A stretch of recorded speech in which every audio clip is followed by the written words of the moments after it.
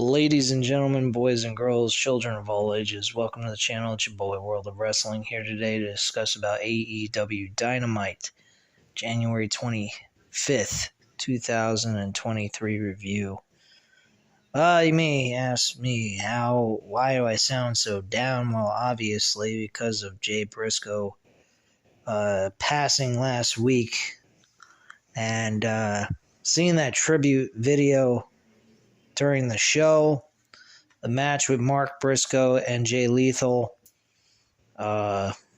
definitely almost made me tear up. If I happen to tear up on the show, well, I apologize to you guys. Or if I start crying in any way, I sincerely apologize. Hate crying. I think it's for wimps, but hey, sometimes it's necessary to cry, and there's nothing wrong with that. But, something like this is definitely necessary. If you feel like crying, then I totally understand, and I don't know how I'm gonna do with this entire review, because I just was thinking about a lot of stuff going on in my life and whatnot, and just makes you think, man. You don't know when you could be next. This poor guy, all he was doing was spending time with his kids, taking them home, and he's dead because some stupid drunk driver hit him straight on. I mean, granted, he should have wore his seatbelt, which he wasn't, but, I mean, when you have a head-on collision, your chances of living anyway, even with a seatbelt, is probably slim to none. I mean, this guy, the drunk driver, was wearing a seatbelt, and he died anyway. So, I'm just thankful none of his children passed away from this accident, and they managed to pull through. Yeah, it's pretty fucked up. I'm really sad. The rest of this show is pretty solid, very enjoyable. Last week, I wasn't so keen on it as much as I am this week. I think this week was a hell of a lot better show. Last week was a decent show. I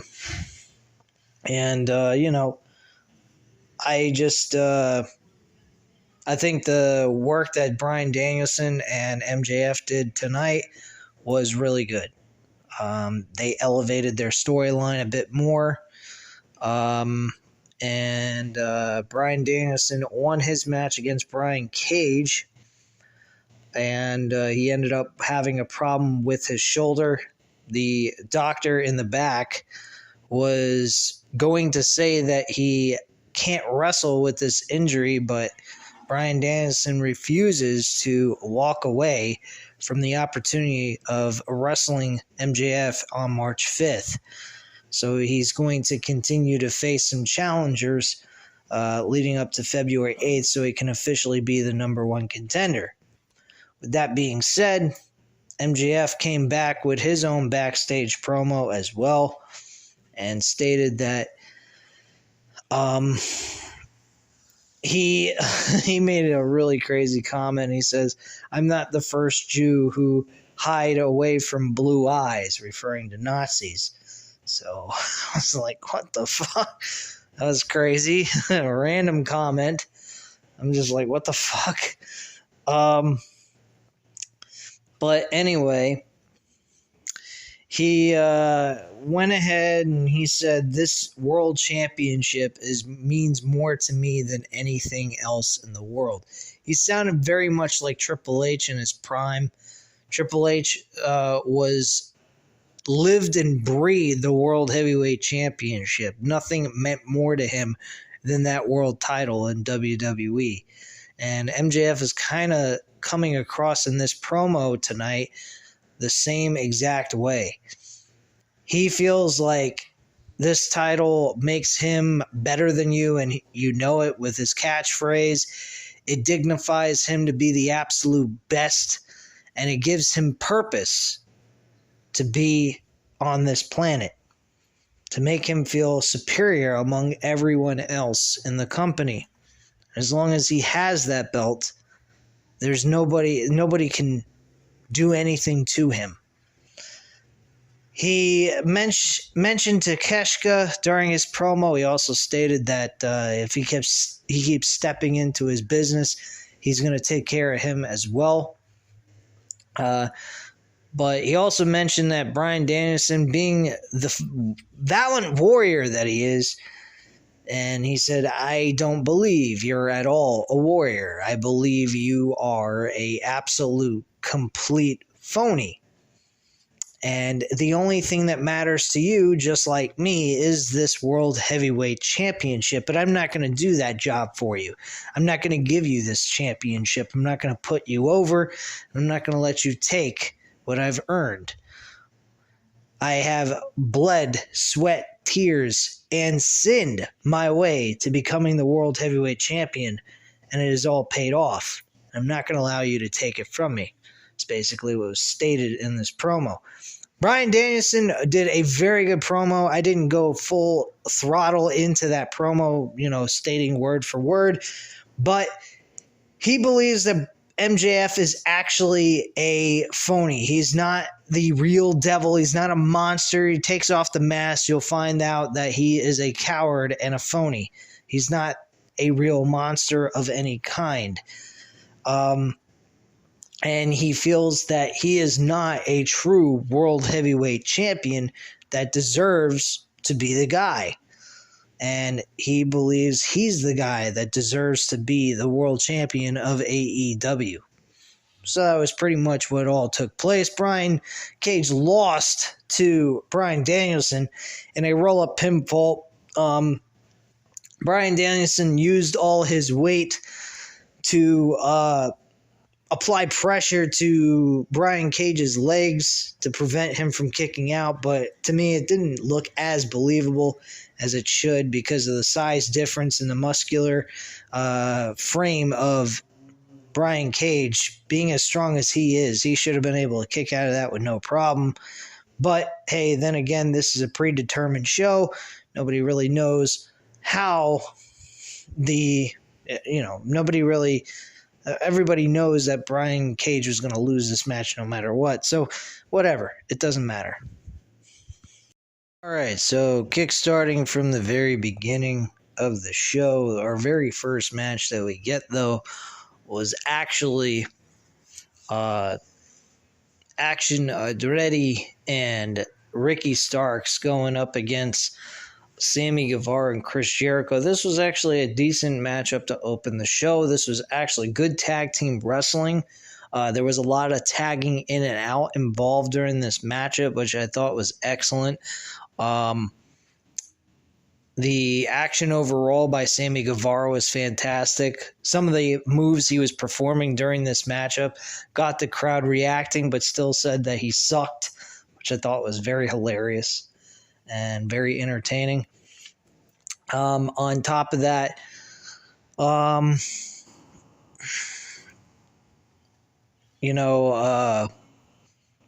ending was a little odd to me. It seemed like Daniel Garcia took the baseball bat, Floyd, and hit Action Andretti in the face with Aubrey, the referee, seeing him do this, and then Sammy Guevara connected with the go to hell finisher and got the 1-2-3 on Action Andretti. Found that a bit odd. I didn't really catch it all the way through because I was looking down on my phone for a moment to check for text messages, and then I looked up and I saw that the referee was dumbfounded after Daniel Garcia hit him with the baseball bat. It was very odd. Match, though, overall was very entertaining, very good shit. Nothing to complain about here. And I thought it was excellent stuff. Where this is leading to, I'm not quite sure. I kind of hope we kind of get to a conclusion by March 5th for the pay-per-view, and they come to an end to this storyline, but at least the JAS has finally picked up a victory. Jericho did not pick up the victory, though. Sammy Guevara did. So Jericho still has that losing streak under his belt, but he at least picked up a victory on the correct team. He was on the winning team, so that's not bad either. Next up, we had the TNT Championship with Buddy Matthews being utilized on television for a TNT World Championship against Darby Allin, and Darby Allin, him, killed it. Fucking killed it. Excellent matchup. Darby Allin picks up the victory with a coffin drop while Buddy Matthews is dangling on the middle rope, and he gets the 1, 2, 3. On top of that, we had Samoa Joe come on the air.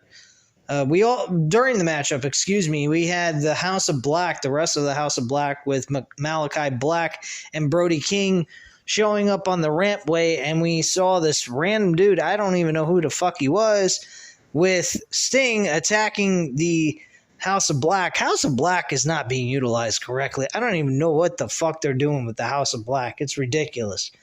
Anyway, after the match is over, Tony Schiavone decides to go in the ring and interview Darby Allin, but then he is instantly cut off by Samoa Joe. Samoa Joe goes ahead and he says, "You think you are the king of television? Well, think again." And, he basically cut a generic Samoa Joe promo that was fucking hard-hitting, full of intensity. If you've seen a Samoa Joe promo, you've seen them all. And they're generally classics and very acceptable promos that get over. And now these two guys will be facing each other over the TNT Championship in a no disqualification match next week.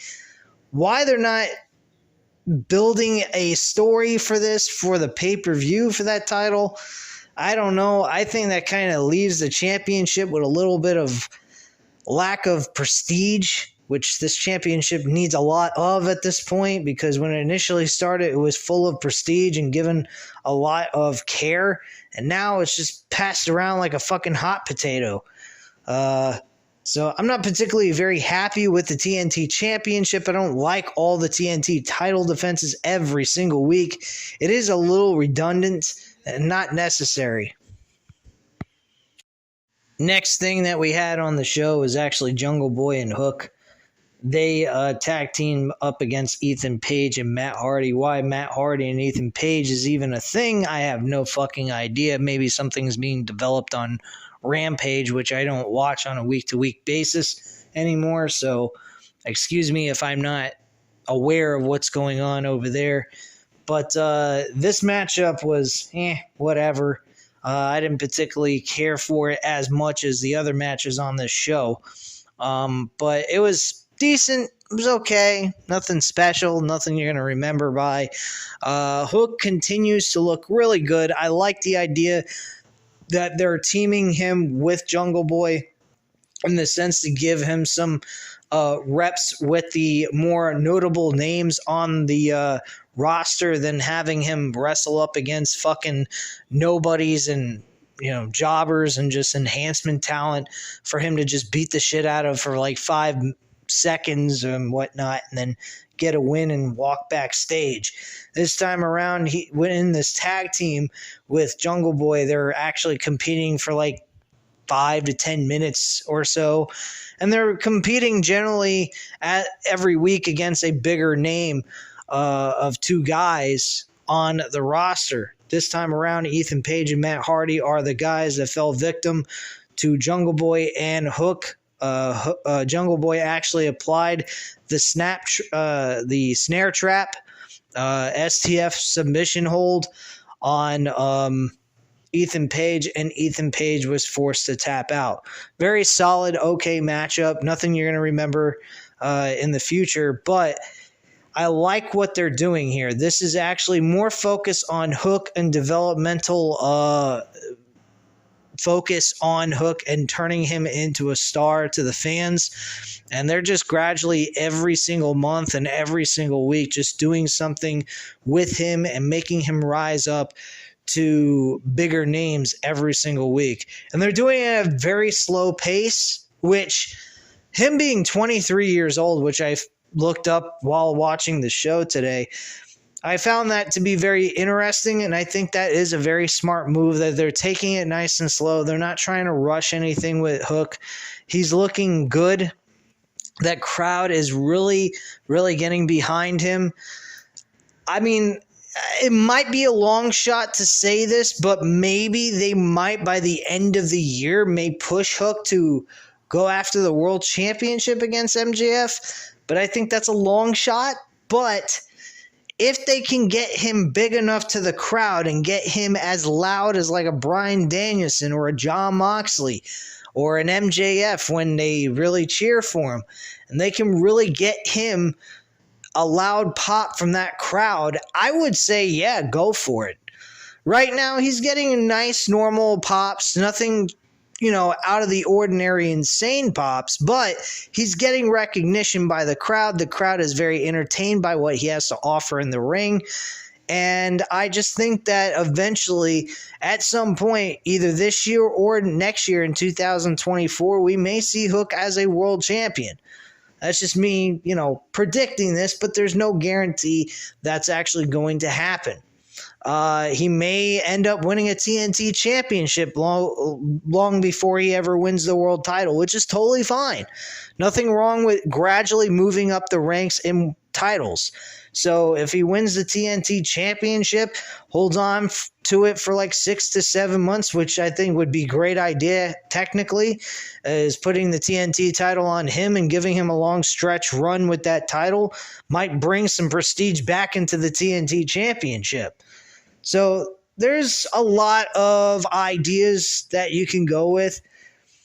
I honestly believe they made a huge mistake. Now talking about this with Samoa Joe losing the title to Darby Allin, I think was a huge mistake. I don't think they should have ever done that in the first place.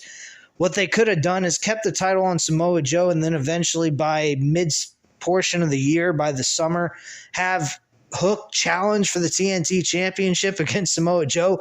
I think that would be a fucking excellent matchup. I think those two guys would have a barn burner of a fucking match and probably produce a very good storyline out of it as well. So just my viewpoint on that. Let me know what you guys think in the comments down below about that as well. Anyway, moving forward here, we had Daddy Ass Billy Gunn with the Acclaim and the Gun Club, or the Austin and Colt Gunn, both in some so-called family therapy session, which I think was fucking bloody awful, terrible, not entertaining, overproduced, and very, very terrible acting throughout, especially the psychiatrist. She fucking sucked. I mean, it was fucking terrible. It was worse than any B-rated movie you can possibly watch. I mean, she belonged in one of those Kurt Angle movies that I've seen before. If you guys ever seen a Kurt Angle movie, don't watch it unless you really want to go ahead and laugh your ass off, which is probably all you can do watching it, of any kind of Kurt Angle movie. Then by all means go ahead, but if you don't want to waste your time, I wouldn't recommend going and watching it, because it's not really all that entertaining. Neither was this segment. I'm not even going in full discussion about it. All it led to was that the Gunn brothers want a shot at the tag team titles against the Acclaim, and that's it. Everything else was just absolute fucking waste of time. I just did not care two shits about this entire segment. We had Hangman Page backstage talking to Renee Paquette, asking and looking forward to a rematch with Jon Moxley in a rubber match in their third match encounter, which I think should have been held at the pay-per-view. But hey, what do I know? I'm not booking the show. Tony Khan is. Anyway, And Hangman Page is looking forward to having the rematch. He's looking forward to knocking Jon Moxley out once again.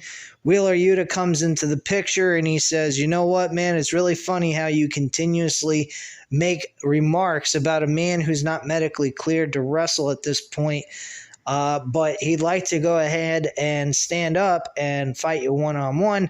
So a match between Hangman Page and Wheeler Yuta has been booked for Rampage this coming Friday.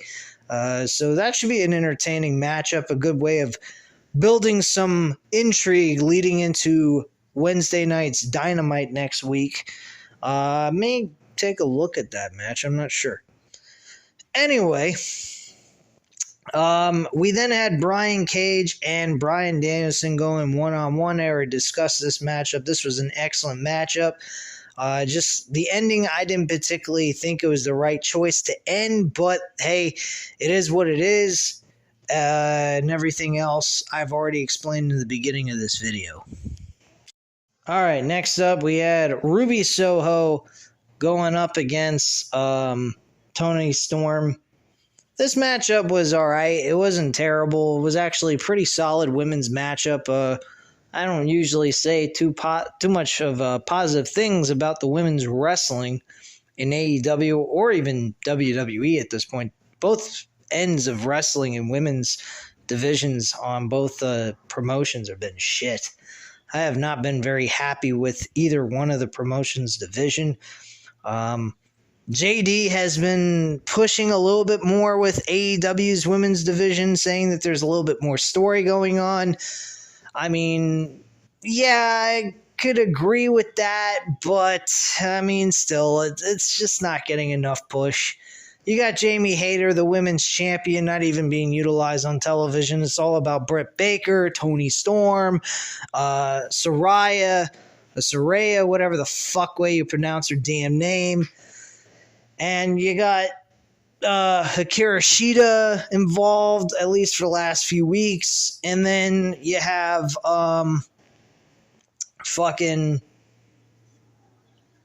Jamie Hayter kind of in the background, and she's the fucking champion of the women's division. Nobody's even caring about her. Then you got Jade Cargill, who's undefeated. Nobody gives a fuck about her. She's carrying around a TBS Women's Championship that's as meaningless as the fucking TNT Championship. So go figure that one out. I can't even understand it. It's so fucking retarded.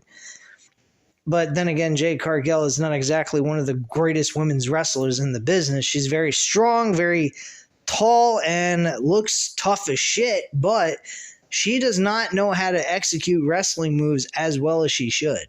Just saying. I think Chyna was a far better, superior wrestler than she was. But yeah, Ruby Soho ends up winning this match thanks to a little help from Britt Baker. All the women are seeming to swap positions, going from heel to face and face to heel. Toni Storm and Saraya are both becoming heels.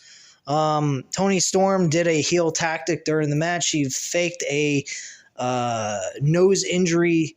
They thought her nose was broken and she was going to bleed. And I'm like, where's the blood? I didn't buy into this shit, not 1 second. And then they turn it all around on Toni Storm when Britt Baker showed up on the entranceway with her music playing and she got distracted. A very typical WWE-esque mentality setup, something Vince McMahon would have done when he was in creative. Hopefully he never comes back. That probably will happen eventually. And then we can all cry about how WWE is falling apart creatively. Anyway, moving away from WWE bullshit, let's continue on with AEW. What else? So yeah, the distraction by Britt Baker helped Ruby Soho hit her finishing maneuver, Parts of Unknown, and got the 1, 2, 3, and she walks away with a victory. Following that, there was things that took place with Bryan Danielson, MJF. I already discussed that in the beginning of this video. And then we get the main event, which had Mark Briscoe and Jay Lethal being the focal point of the entire show. contributing to the brother of Mark Briscoe is Jay Lethal. Jay Lethal's birthday was today, I believe they said. And my gosh, man. Again, like I said, it is fucking terrible. Man, 38 years old, lost his life. Lost his fucking life. He's only 4 years older than me. Had a wife and kids. And he's no longer here on this planet because of a drunk driver. I just don't understand this shit. A family man, a guy caring about his family, get wasted, but scumbags like Vincent Mann continue to live. I do not this world is so ass backwards, it's fucking ridiculous. Vincent Mann should be facing consequences out the ass, and a guy like Jay Briscoe is dead. This is a backwards world, man. Really backwards. I think it's fucked up, and I find it absolutely freaking annoying and very sad, to be quite frank with you. Unbelievable. But yeah, Jay Lethal, he was crying in the middle of that ring throughout, from the entranceway into the ring to the announcement of the match between the two competitors. Mark Briscoe, he was trying to hold back the tears throughout most of his entrance. He used a lot of his intensity and anger, putting on his game face like he normally does for a wrestling match. But I could tell in his eyes. If you looked at his eyes, you'd see it all, that he was still sad about losing his brother. I mean, if he wasn't, there's something severely wrong with him. I don't believe he was at all, normal in his right mind over losing his brother. I wouldn't have at all. I would have been totally saddened by it. And these two guys worked a very, very good matchup. They gave a lot of good praise to Jay Briscoe. Jay Briscoe would be proud if he was here to be able to watch it in person. I'm sure he was watching it up in heaven. And I'm really sad about all this. I am. I couldn't believe it. Last week, I'm sitting there, I'm minding my own business. I'm starting up Random Wrestling Talk episode number 46 last week. My best friend's on in the chat telling me how one of my favorite Ring of Honor wrestlers is dead. It reminded me a lot of Eddie Guerrero. My friend Matt 87 Eagle, he went ahead and he said this to me once before. I mean, he was driving to school with his dad and he heard on the news that Eddie Guerrero died. And then he texted me on the phone and he said, "Dude, did you hear on the radio that Eddie Guerrero passed away?" I was like, "What? You gotta be fucking kidding me. You're crazy. There's nothing happened to Eddie Guerrero. He was fine. We just watched him like 3 days ago." I think it was on Friday Night SmackDown. Yeah, it was. They transitioned from Thursday Night SmackDown to Friday Night SmackDown. His last match was against Mr. Kennedy, and it was to be put into the Survivor Series matchup for the SmackDown team, and he was taken out. He was taken out of the show. Because of what happened. He went ahead, he won his match by disqualification, doing his lie, cheating, and stealing stick. And then 3 days later, on Monday, just before the show is supposed to go on air for everyone to watch at night, he's dead. I'm like, what? How the fuck is he dead? It's mind-boggling, and this was just as bad because at least Eddie Guerrero, there was a reason for his passing. He had a heart attack because he was doing steroids. There's no doubt about it. I don't care how much of a family man he was, no matter how much he loved his kids, his wife, and he was a full-blown Christian. He was doing terrible things to his body by using steroids. So, I mean, no disrespect to Eddie Guerrero, but he was doing something that was wrong to his heart and to his body, and that was what he did wrong to himself. That's the only thing he did that was really that terrible. Outside of that, the man wasn't an evil human being, but he wasn't doing right by himself. Jay Briscoe, on the other hand, there was no reason for this man to have to die. The only reason why he had to die was because of a fucking moron driving a car who was drunk. At least I think he was drunk or intoxicated on something, because there was no excuse for the guy to be driving on the same side of the road as Jay Briscoe and his kids and run into them head on as if they were playing fucking chicken. I'll tell you what, man, this fucking world's screwed up, and it really pisses me off. But anyway, guys, I appreciate if you enjoyed the rant. I mean, it's not something to be really happy about, but I am upset, man.